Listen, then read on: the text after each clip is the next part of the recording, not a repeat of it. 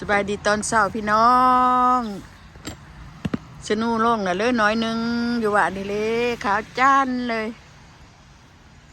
เดือน11วันที่9ลงหน่อยนึงนะพ้นตกขึ้นเนี่ยกับว่าชนูลงบักพริกดิบ่ได้ตายมันหวังนี่ยังสิพอได้เก็บกินอยู่ได้นี่นะเนี่ยบักพริกยังมีอยู่บักผักบักข่อยบักบวบข่อยก็ได้เนื้ออันนี้บ่ไรแล้วแนวนี่นะเน่าละในร้ายเลยแต่บ้านน้อยยาวนี่สิบ่ได้เพิ่งเดินพี่น้องปักบุ่งกระต่ายแอบแทบเป็นพุ้ยไปเลยนี่เป็นพุ้ยประกาศกันเลยชะนูตกเด้อดุงพ่นเอ้ยทักบาทข่อยหน่อยนึงปีนี้คือมาลงตะหัวปีตะบ่หูเด้อทั้งเจ้าลงแล้ววะมาหงกระต่ายแอบเจ็บเลยเห็นปะบ่ทนเศร้าลงละเดี๋ยวนี้มันลงแต่น้อยหนึ่งนี่ลงน้อยหนึ่งประกาศได้สิบ่ตายนี่แง่งามประกาศข้าเจ้าหนาวนี่บ่ทันได้ปลูกกระเทียมเด้อพี่น้องเด้อมื้อนี้จะก็บ่ได้ปลูกแล้วหนาวปานนี้ล่ะเดี๋ยวบ่ปลูกคนแล้วเนาะบักโอดก็เก็บเขาเบิดแล้วล่ะหน่วยมันน่ะกระเทียมนี่ก็บ่ตายอยู่นั่นน่ะป่งขึ้นมาในนี่สิบ่ไหลแล้วคือว่ามันดอกมันดนแล้วก็สิเอาตัวใหม่มาปลูกอยู่บอนพูนทางนอกคนปลูกข้างนอกจะนูตกแล้วพี่น้องเอ้ยเศร้าแล้วเลยนี่เศร้าตกแล้วตกหน่อยเดียวนี่แหละเอาได้ประกาศมาบานไว้ก่อนให้มันไปประกาศตรงนู้นตกตื่นปอกบวช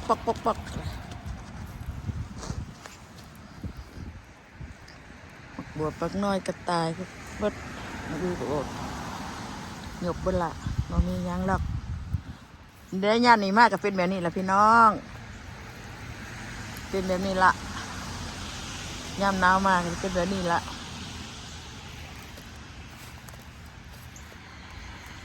กำลังเริ่มตกอย่าเยือนได้นี่นะจะหน่อยโทมเพิ่งเติบอยู่สิโทมเดินคิดจะมาลงไปใจ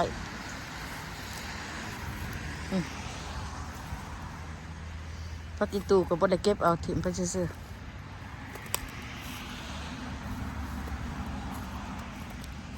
ขาวจันเลยขั้นตกถือพยางกะเป็นนอกก็เป็นน้ำดูแลนี่เด้แต่หัวแรกเนี่ยตกเป็นฝนตกเป็นฝนมาตอนนี้ผัดเป็นชะโน่มามันเย็นแล้วก็ได้เป็นชะโน่ต้นอันนี้มันต้นผักกาดค่อยมันบ่ได้ตายเลยผักกาดกับอันน้ำแข็งเนี่ยมักใช่บ่ได้ตายได้ต้นใหญ่นี่นะบ่ตายใครที่เนาะต้นหมากใบค่อยปลูกปีเดียวได้นี่นะปีเดียวจนมาท่วมหัวเลยปีหนายานใหญ่ดีอยู่แต่วันที่จริงแล้วมันบ่ตายนะเป็นแอปเปิลแฟร์บ่ตายเห็นเขาปลูกอยู่แต่ว่ามันหน่อยในจักแด้มันตายบ่ฮู้ยังว่า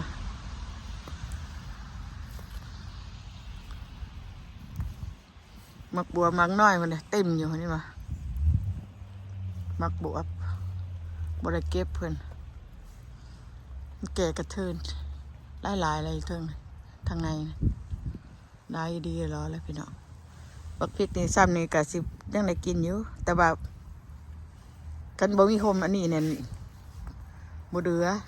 อันนี้เพิ่นยังมีโฮมอันใบบักบวบปกคลุมเพิ่นไว้พอมึงดูว่าตัดเอาเครืออันนี้เนาะตัดให้เราก็ เครือข้าวห่อนี่นะตัดไปตากไว้ก่อนนี่เลยเครือข้าวห่อได้ปลูกใช้กดินก็ใหญ่เติมตัดไปตากไว้ตกไปกินก่อนบักพริกนี่พอดีงามเลยนี่เนี่ยมันมีแนวปกเพิ่นเนี่ย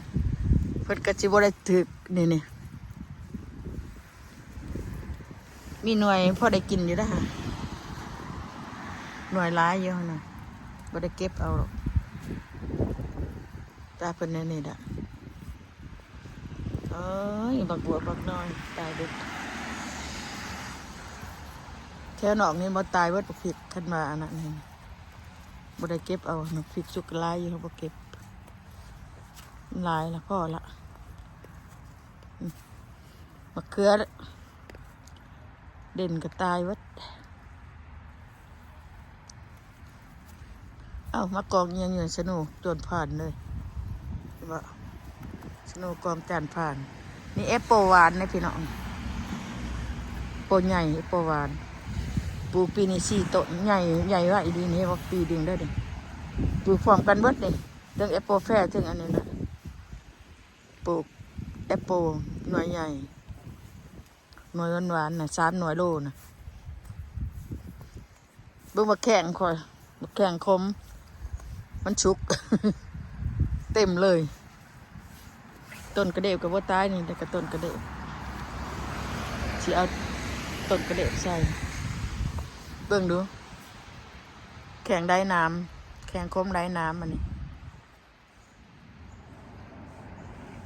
มันโดนโรคนี้ก็เกิดเวียอยู่นี่ละบ่ยังไงเพิ่นอันตู่นั่นนอนมาโดดหญ้าตัดหญ้าตรงนี้เพราะว่าเอาทิ่มโรคนี้ให้มันเกิดเวียมา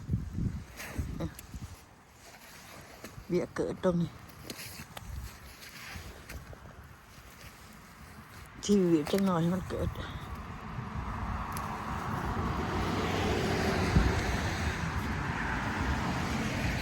บ้านมาแข่งมันจะยากอีช่างนี้เนาะก็มีอันออกเป็นลายคนบ้านชนิดมันทนหนาวได้เบี้ยมันจะนอนมันก็เกิดได้ในวิดหนาวมันก็เกิดขึ้นมาคุณน่ะหลายนายเก็บไปหลายก็ได้บ่เอาบ้านใบซื่อปลูกไว้หนึ่งได้ดีจังวะกินบ่เบิดพวกคอยเด็กก็บ่ได้กินว่าได้ร้ายขนาดนั้น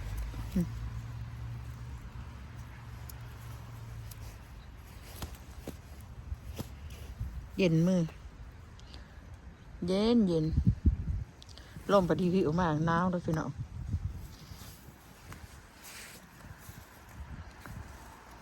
ก็เขาได้นี่บ่ได้กินปีหน้าสิบ่ปลูกเขาเลยนี่บ่ได้ถอกเลยมันที่วันที่โพดได้ข้าวถ้วยเดียวหนึ่งปีนี้นะนี่ก็บักพีชปีหน้าเป็นร้ายแล้วต้นนี้นะเบิ่งดูเขานี่บ่ตายเนาะคันมันมีในวังน้อยหนึ่งก็ยังนี่เขาได้นี่พักแหวนนี่บ่ตายแค่ที่เนาะนี่คือว่ายังใบซื่นๆอยู่เนาะพี่น้องนี่นะพักแหวนนั่นนี่คันมันถือสนุบ่ตายนี่พี่หนาจะได้กินหลายกว่าเก่าพี่น้องเอ้ยพักแหวนคันมันบ่ตายสนุก็สิได้ปลูกไว้ยามนี้มาเป็นแบบนี้นะพี่น้องหนาวคือเกลือมาแข่งกับไตเรียบร้อยยามแดงมากครับใส่เกลือนี่มาติด